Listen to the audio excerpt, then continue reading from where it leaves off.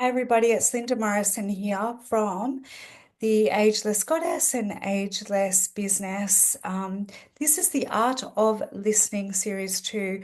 I'm really excited today to bring someone who's not currently on Australian soil, but I think he has made a footprint here at certain times.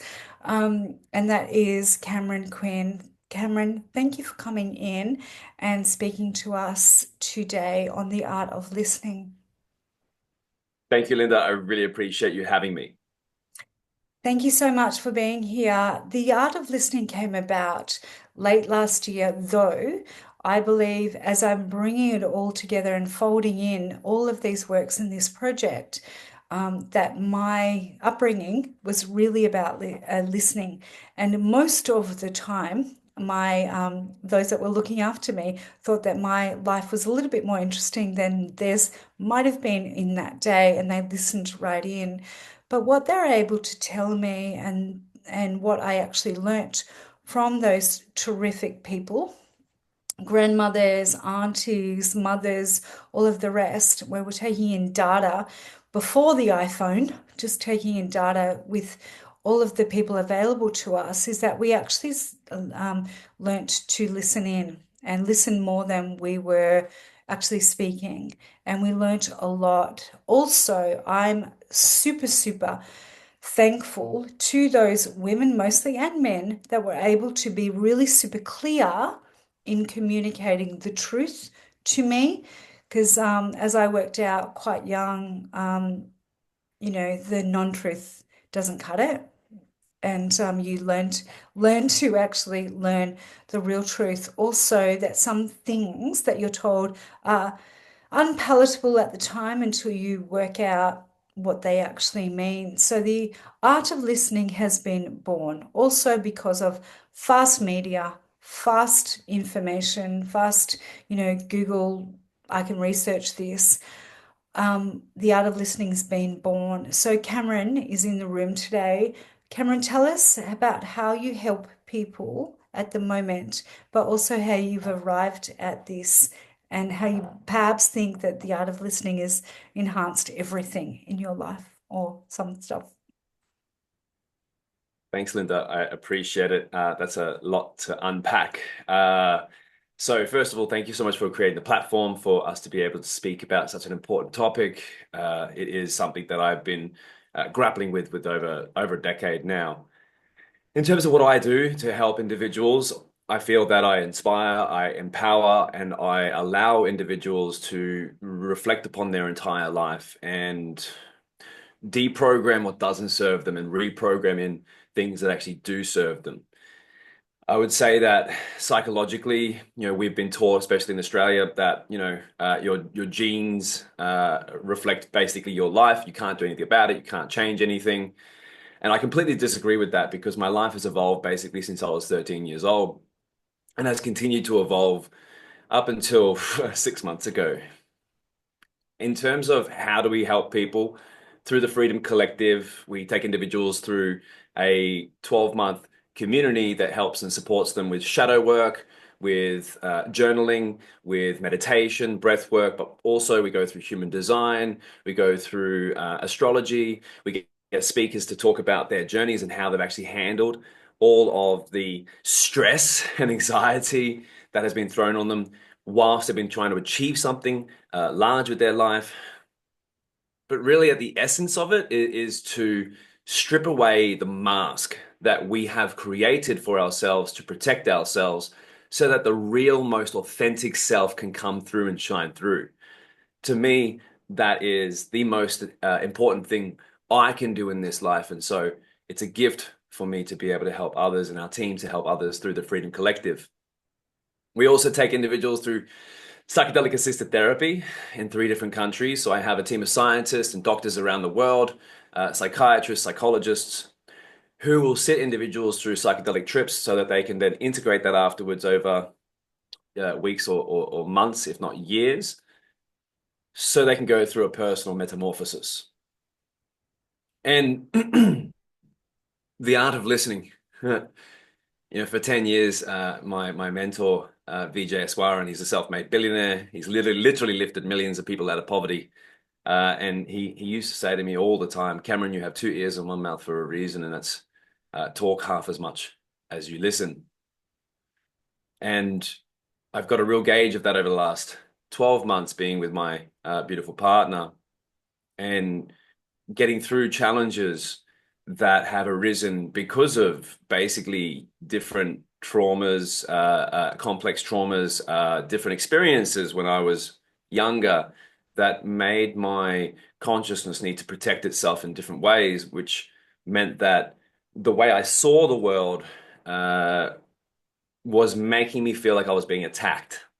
And because I felt like I was being attacked, I would defend, and I would basically shut down conversation, or I would shut down the other individual's perspective, the subjective view on reality. And it's a breakthrough moment to realize that just by saying to another individual that your perspective is invalid or your perspective is illogical or irrational, what that does to the breakdown in that communication of that relationship, because that's their actual experience. And I had to read many books on this to understand it fully, but that's their experience. The moment I call their experience not real, they no longer feel emotionally safe to talk to me. The communication breaks down, the relationship breaks down. And of course, upon reflection, I can see how that ultimately did destroy a few of my really good relationships and close relationships with business partners and friends over many years. And so, in terms of to be the most successful individual in this reality, whether it is life, relationships, business, whatever, you need other people. We can't do anything great alone. And so the rubber meets the road when conflict arises. And so, how do we handle this conflict and how do we hold space for the other individual with compassion and love? It's been a big journey, and I'm very grateful for it, because now I can hold more space for the individuals who I hold dearly. I can hold more space for myself and the things and the emotions that I go through, because we are in tumultuous times. I hope that answers your question, Linda. Yes, and it makes me want to ask more questions. Thank you, Cameron. Yeah, you're so awesome. I can actually like see the to and fro of um, the work that you've actually done, but also the work that you get to hold for people. And if anyone actually listening doesn't understand hold for people, it's really like holding a space, I believe, around listening or conscious listening, or holding them in a little cocoon, perhaps while they're still learning about different things.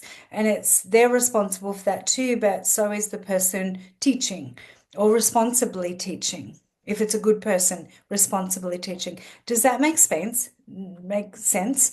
Um, Esoterically, we can talk about other stuff as well, because I get to work with all types of people. But when we're talking about the art of listening, holding space for somebody to be heard means that we need to try and um, go backwards and forwards with where they might want the information to land so that they can learn more about it. To me, AI can't do this. Google can't do this. The stuff that we've got in front of us cannot do this. It's the smart people in the room that are able to actually do this. And this is what fascinates me about the art of communication, is that it's an ultra dynamic thing, and it's happening in the moment. And if you can't stay in the moment, then someone's left the room. So the communication's over, kind of thing. Like you've just got like your little soundbite and you're off, you're off to the, I don't know, printing press, which looks like I've been in, but that was just mascara, by the way. I'm not in a printing press in the 1800s. I think that's just mascara. But the point is that um, everyone communicates differently. If you can meet them as fast as possible as to where they're at, to where they need to go, that's really super, super important, and no one's discouraged with that path. because as soon as you actually say you're not spiritual enough, or you're not good enough, or you haven't done enough yoga, or you're not smart enough to be in this room, already you've actually don't even get the art of listening. Can you speak into that a little bit, Cameron? I would say that when another individual denies another individual their reality, that that individual feels like they're being attacked or their reality is being attacked. And when an individual feels like they're under attack, then they're going to defend themselves. And the moment we have that, we have walls up. And the moment we have walls up, it's really difficult to be able to come to some sort of middle ground. And so I would say that literally all the conflict that's happening today around the world is because the fact that we don't know how to listen, because we haven't been taught how to listen, because we are unconsciously rambling, and because when the other individual is talking, our head is away structuring the next question or thinking about something else completely different because we got the monkey mind, because we don't have and we weren't taught how to breathe and be still. The worst punishment for the worst criminals in the world is literally solitary confinement, to be with oneself. And they drive themselves crazy. I had a mentor say to me many years ago, Cameron, if you can't spend much time by yourself, you must not be very good company. And it hit me like a ton of bricks. I was shit company. This is the reason why the monks and the spiritual beings can go up into the Himalayas and be in a cave or a monastery for weeks, months, years at a time and be completely happy in bliss because they are okay with themselves. We have to distract ourselves with thoughts unconsciously or addictions or different behaviors in order to stay away from ourselves because, well, our mirror is not usually very good looking. And that's the reason why in the Freedom Collective, the purpose is to confront that mirror, to do the shadow work, to lift up and bring the unconscious into the conscious, bring the unconscious into the conscious, so that we can process it, integrate it, and now it becomes a super weapon or superpower that I can now wield in my life. If it's not integrated, it becomes a anchor and keeps one in the past because it keeps replaying the same behaviors or defense mechanisms the entire time. And so it's also the reason why I do say this is not an easy process. Of course, there's many tears.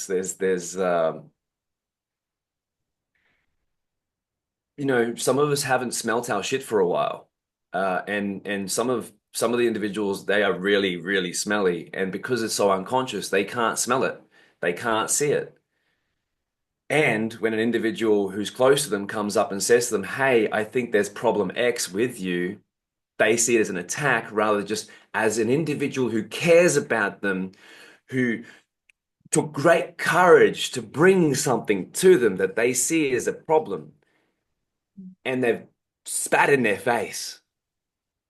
How do I know this? Because I did it so many times. I see it so many times. I'm a culprit. I put my hand up. I'm guilty of doing exactly that. And so Can you, the sorry to interrupt just momentarily, because I think you're folding into your next point anyway. Can you say what that, okay, so when the shit hit the fan for you, let's say, when the shit was there, what did you see and not you see, or what did you get to see that day, or what did you refute? Because another thing is, as a little girl from Melbourne who's never taught to speak up for herself, when I refute something, it's usually I've gone literally 99 out of 100. But it seems that I'm the Viking in the room, so I will say something. So when did that happen for you? That it got not cool for your ego, not you, Cameron, but for your ego. Mhm. Because that's when we're most motivated out of, from pattern, as you say, from pattern and from things. But yeah. So I can be vulnerable here and provide a personal example. And I just wanted to say and just put a note there that, this is when I realized that my mother had no emotional safety in our household growing up. And that made me cry and cry and cry. It gave me so much empathy and compassion for her because she didn't have any emotional safety. If she brought anything up to my father, now my father's a good man. He's also gone through a massive evolution, and I'm very grateful for him and his mentorship and everything he's ever done for me because he has done a significant amount for me. And yet I cannot deny the past. So the past, it was normal for uh, us Australian men to talk down to women, to objectify them, to see them just as objects of use or pleasure. That is our way that men do see women all around the world, but especially Australia. Now, what does that lead to? Well, when feedback is brought, there is a denial of that feedback. And when there is a denial of the feedback, it's so bad that basically the woman in the feminine emotionally shuts down, and when they emotionally shut down to protect themselves from their partner, they don't just do it for them for their partner. They emotionally shut down for themselves because they can no longer handle the internal turmoil that the denial of one's experience creates. And so I saw that, and phew, how did I see it? My partner now, Alice, we were dating for 2 weeks, and she brought some feedback to me, and I started defending myself. And the moment she saw that, now she's a little bit older than I am, and she's been through a bit more experience with individuals at that point in time, and she literally just, I said, listen, can I have I was a bit heightened, right? I was a bit triggered. I wasn't angry, but I was a bit triggered. I was a bit defensive. And she saw that. And literally, she messaged me after we hung up the phone and she said, you're an incredible human being, but we're no longer going to continue this journey together. And it was a shock for me. It hurt because at this point in time, I'm like, okay, I'm in. I went for a run the next morning and she gave me a second opportunity and she recommended a book. And the book was called Fight Right by the Gottman Institute. Phenomenal book for anyone who wants to be able to save their relationships. And that book showed me that and allowed me to see that when I was defensive, when I was denying the other individual, whether it was true or not in my experience, the moment I denied that other individual their experience, their actual experience, distrust grew, and there was a breakdown, and it was inevitable, basically, that that relationship was going to fail. Inevitable. It's just how long is a piece of string? How long can someone be emotionally unsafe for? And so that led down a deeper understanding of what my mentor VJ would say to me is that, Cameron, you have two ears and one mouth, talk out half as much as you listen.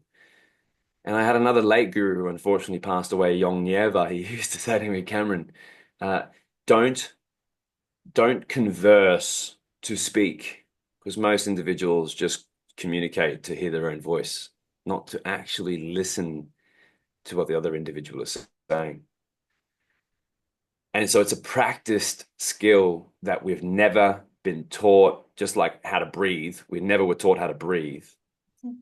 Uh, and it's something that every single human needs. And the moment we can do this, is the conflict resolutions will be so much better. I won't hang out with the old Cameron, let alone individuals who won't listen to me. Why bother? They're in their own world. They're not here for me. They're here to be able to hear themselves. And so I stopped the relationship, just like Alice stopped the relationship with me. Now I integrated that. It was a big enough slap to the face that I integrated that and I changed. And because of that, we're now, almost a year in and have an incredibly strong and deep relationship, which I'm so grateful for. Awesome. So, so much there. So, The art of listening or the process of listening or getting better at how you listen, um, obviously can impact everything, your relationships, your how you parent or how you do old-fashioned or maybe defunct relationships, as you mentioned, like you still get to apply something knowledge to that. That's what I always think about as well. It's like, oh, the horse is bolted, but actually, no, I get to apply some stuff. I did say that, and I did say that. I wasn't, totally good at that, but could have been better at that now, but I'm not. There's all of that, but also over time, what's really super, super interesting. Um, And can you speak a little bit into this? Because that was amazing anyway, right? By the way, people are going to pick up so much from that. So, can you speak a little bit into this? Because I'm a little bit of a geek around history, and we know that historically people don't learn from history. They actually don't. I've got a sociology degree. History is my geek thing that I geek out about. We don't learn, but human nature doesn't change all that much. We are actually animals. And I think there's a lot at the moment with this thing in the room or whatever, however, we're speaking to each other by technology, which is amazing, which I really appreciate. It's changed my life, it's changed my family's life as a single mum for the last 13 years.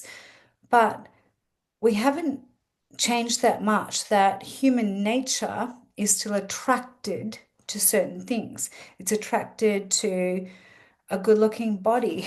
My mom's only 80 and she goes, yeah, we can see why he's good looking, you know. But, she says stuff like, well, they all end up looking the same at the end. She says stuff like that. Weird. Like she's so good, but she wouldn't say that publicly. That would be embarrassing for her. Oh, no, don't put that out there, on social media. Very handsome woman, very clever. Also left, school when she was 15, but she's been my greatest communicator. Also, I suppose I've been her greatest teacher, though she'll never acknowledge that. I've been the one out there doing stuff. Really super interesting. We're folding all this in.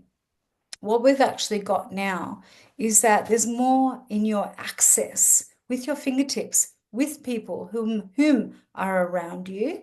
They're not always your best people. They could be family, they could also not be family. They're all around you. So we've got this, but actually, history tells us that we're not very good learners. What's happened to us before might happen to us again.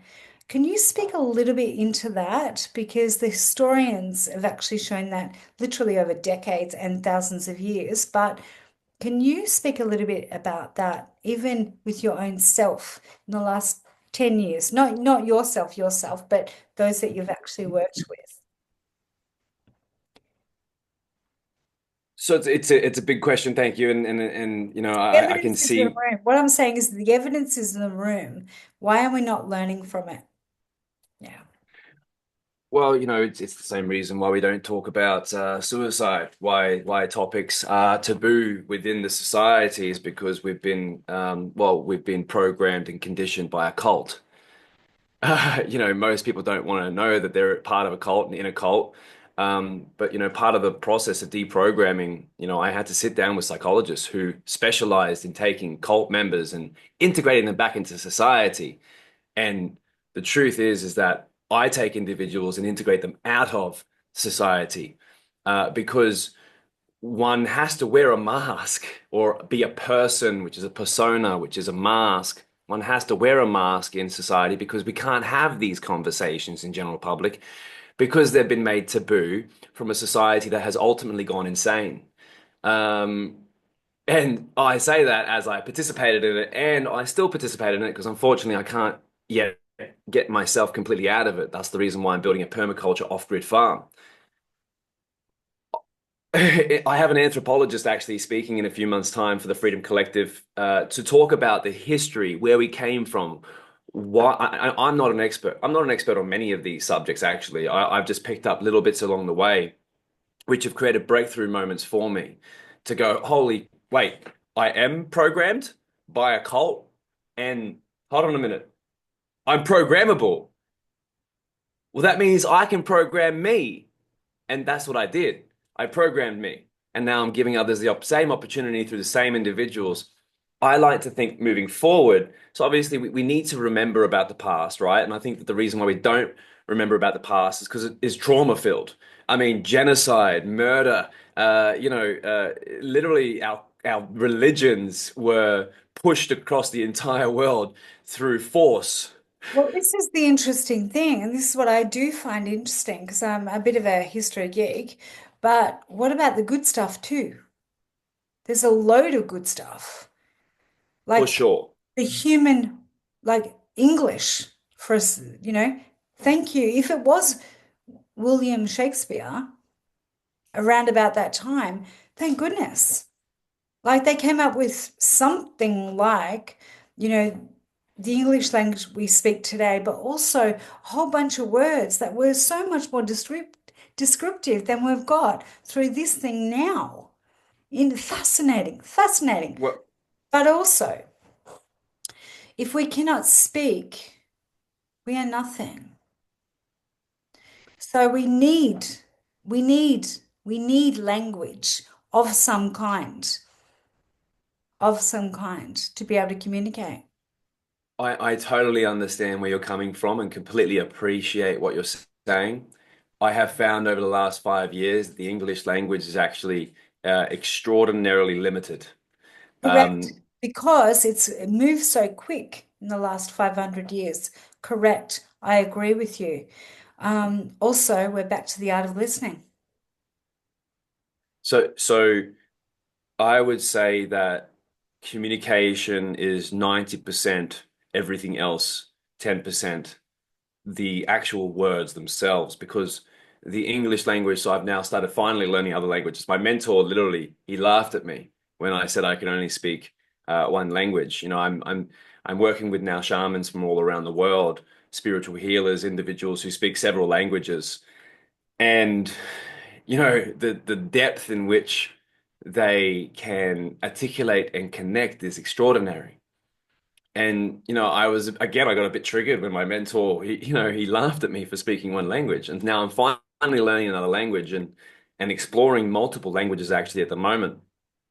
And I have found that the English language leaves so much for miscommunication because my understanding of the word love is so different from everyone else's, and everyone has a different understanding of just the word love. The definition is not the same. Uh, you know, we have so many words that we see subjectively. And so when I'm saying a sentence, I'm meaning this, but they're taking it as this, right? And so through the shamanic work that I've done and the plant medicine work that I've done, I know categorically that humans can and have in the past been able to telepathically communicate. It's written down in history books. Individuals can do it now. I've experienced it. And Do it online so, every day. sorry? I do it online every day. Every day. What? And I built $1 billion business out of, whatever, and I only speak one language. So communication is why the art of communication is incredible, totally Mm, incredible. Um, mm. English happens to be not the number one, maybe the number two. I think Spanish is first, isn't it? No, it's number one. It is number one. But honestly, from my experience in looking upon the world at this point in time, I would say that the English language was actually built as the commerce language, and that's the reason why it went with religion, so that they could interconnect the entire world through a commercial aspect. So it's more of, from my perspective, the commerce language of the world. But again, it was brought with genocide, destruction of indigenous lands. Now, I'm not saying it's all bad, yet I am saying the human aspect is the beauty. beautiful part because we are human, and the love and the connection and the creativity and the brilliance that we have intuitively inside of us is extraordinary. I would say that the system in which we currently live in destroys that. Who wants to turn up to work 9 to 5 to literally sell their entire life force, chi, right? And in exchange for money, and then they spend money to do what they love, but they have no more time to do what they love. And I mean, this is the reason why every single book that talks about what individuals say on their deathbed is regret. The majority of the time, it's regret. You know, the biggest regrets on the deathbed is, why didn't I do something else? Why didn't I do the passion? Why didn't I do the love? Why didn't I just, why was I so fearful of doing all this stuff? And the more I retract from that society, and again, like I said, I'm still in it. Unfortunately, I still need money. Like, I, but the more I retract, the more I look upon, I'm like, ah, Well, we are human beings, and we are not human doings. mm. Correct. And I'd say, fortunately, you still need money because if money in a more open and fabulous connected person hands goes further. So doesn't matter whom that is, except that if they have a sustainable way of helping more in a really smart way, right? So, say Western society says what that smart way is, get on board that. Don't get on board the stuff that's going to whittle away the money. Like you might need a certain amount, but if you can create millions, then find out a way for your sustainable thing. That's what I'm all about anyway. So, we've got a little bit off track on that one, Mhm. but that's what I'm more about. Money ain't bad, it's just where it's spent might be. For So, sure. I just quickly, I would say if it's used as a tool, 100%. But if it is used as the God in terms of every decision I make is based upon money, what I can do, who I can see, where I can go, where I can live. If every decision is based upon money, then I would say that that is the God of now. That's the challenge. If I'm making decisions because of money, which I can put my hand up and say categorically I was, I started a mental health company and I wanted to change lives. I started a renewable energy company and I wanted to save the planet. And I can tell you that I actually believe these things, but the reality is that I was doing them for money because I believed I needed money to be free. And so to be free, I needed blah. And that means money was in between me and freedom. And because I didn't have enough of it, scarcity, fear, low vibrational frequency, I was telling myself that I'm not free, which is the mindset, unfortunately, with money in Western society. And for me, it was toxic. And I saw that it was toxic for me. yeah, 100%.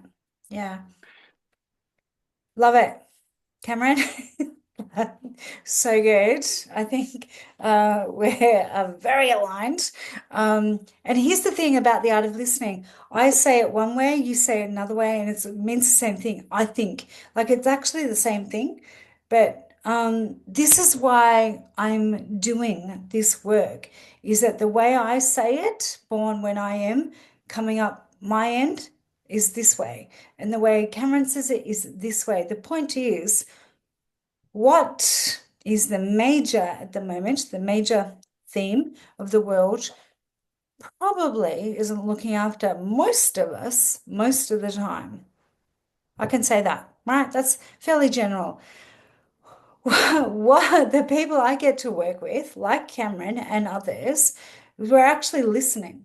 It doesn't matter which end, in terms of where you're coming in, your um, area of expertise, but actually, where the conversation even ends is usually the same. And that is truth works, meet you where you're at, take you to where you want to go. These people in this room, Cameron included, hopefully myself, and I'm very, I know, downplayed about what I can do. But the language is really important, but to keep talking about it and to talk about it um, to a level where you're getting incredible change. So you might be a little bit polarizing for some ears. I am for Yeah, my own mother at times, right? Oh, yeah. oh, don't say that. Just like my daughter's in the room, she's back in my house.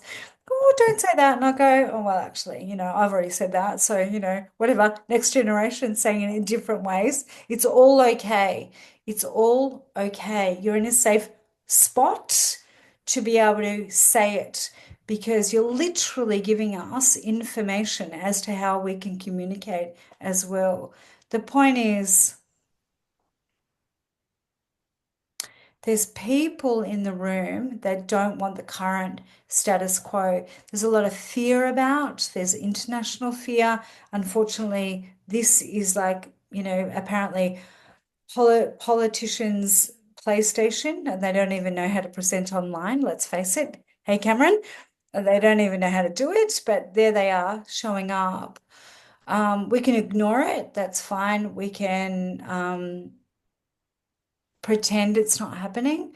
It's absolutely happening. Learn from your history, learn from where you'd like to go, but also get in line with someone whom can actually ascend you to where you need to be to help others if that is what you want to do. If you're listening to this and there's someone else in the room, your niece, your brother, your this, your, daughter, son, whatever, whom want to actually help people, then have a listen to this. It's just language, it's words, but also it's the truth. So I'm super, super, super happy to put Cameron forward in the room today. He's got lots of great things that he's doing at the moment. Cameron, tell people how they can work with you at the moment. And then in your show notes, below, we're actually going to give a link so that they can get in touch with you as well. Epic. I appreciate that. So I'm definitely polarizing. I'm not for everyone, and I certainly appreciate that, Linda. Sure. And in regards to where you can get it, so I do a reprogram to reinvent. So once I understood that I was programmed and started reprogramming myself, I changed the neural network, which changed the filters to which my consciousness projects out, and it changed my life. And so I do that for free. It's 2 hours with me. I give, I would say, a fire hose of content. I've actually tried to dwindle it down, but even that's a bit too much for some individuals. And that's completely free. I have one coming up this Wednesday, and I do them regularly online. You can find it at the link, or if you type in Hypnosis Reprogram to Reinvent, then you'll be able to jump on that. And Linda, I just wanted to say another thing with active listening, to really listen is a beautiful statement that my late guru would say to me. He said, Cameron, uh, your perspective is true and valid because it's yours. It's true, real, and valid because it's yours. And so I cannot deny that from you. And he also said, Cameron, there are no bad people. There are only unaware. They're only unaware. And so it helped me stop my judgment of others, which helped me stop my judgment of self.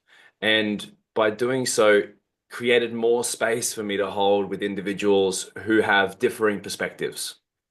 And we are coming into a society and a world that's very polarized. And really, what we need to do is come back to a level of understanding, compassion, and empathy for each other. And so, if you want to learn a little bit more about that, the reprogram to reinvent would love to have you there. It's free. And Linda, I'm very grateful. Thank you, Cameron. I really appreciate it. Thank you for saying that. I used to say to people, including my mother and my children, they just haven't heard about it yet. So that's what you're actually saying with that, is that they just haven't heard about it yet. So it's like they haven't got there yet. And it's okay, Yeah, it's okay. Everything's okay. Thank you so much, Cameron. I really, really super appreciate you being here today. And we're going to have the links below to get in touch with Cameron. And we ascend through the art of listening. Thanks, everybody, for being on Series 2.